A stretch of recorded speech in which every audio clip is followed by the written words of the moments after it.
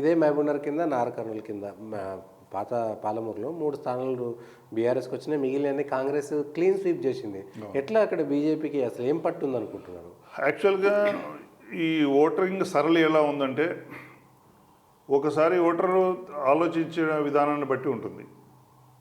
ఈ అసెంబ్లీ ఎలక్షన్లో ఏంటంటే టీఆర్ఎస్ను ఓడగొట్టాలని ఒక దృక్పథంతో, బీజేపీ టీఆర్ఎస్ని అంత వ్యతిరేకించట్లేదు అనే ఒక భావనతో మొత్తం కాంగ్రెస్కే ఓటేసి కాంగ్రెస్ని గెలిపించాలి, లేకపోతే బీజేపీ గెలిచినా కూడా టీఆర్ఎస్ఏ మళ్ళీ ప్రభుత్వానికి వస్తుందేమనే భయంతో ఓటేశారు. కాబట్టి బీజేపీకి ఎమ్మెల్యే సీట్లు రాలేదు.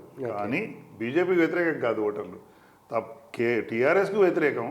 ఇప్పుడు జరగబోయే ఎలక్షన్ బీజేపీ వర్సెస్ కాంగ్రెస్ కాబట్టి, కేంద్రంలో బీజేపీ గెలిస్తే నరేంద్ర మోదీ ప్రైమ్ మినిస్టర్ అవుతారు కాబట్టి తప్పకుండా ఓటర్లు ఇది ఆలోచించి అందరూ ఏకదాటిగా బీజేపీని గెలిపిస్తారు.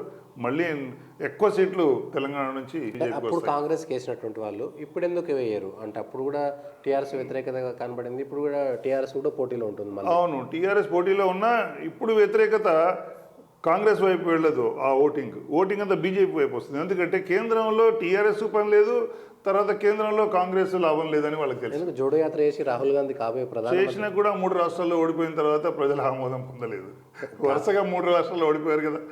కానీ రాజస్థాన్ ఓడిపోయారు, మధ్యప్రదేశ్ ఓడిపోయారు, ఛత్తీస్గఢ్ ఓడిపోయారు. అక్కడే రిజల్ట్ తెలిసిపోయింది.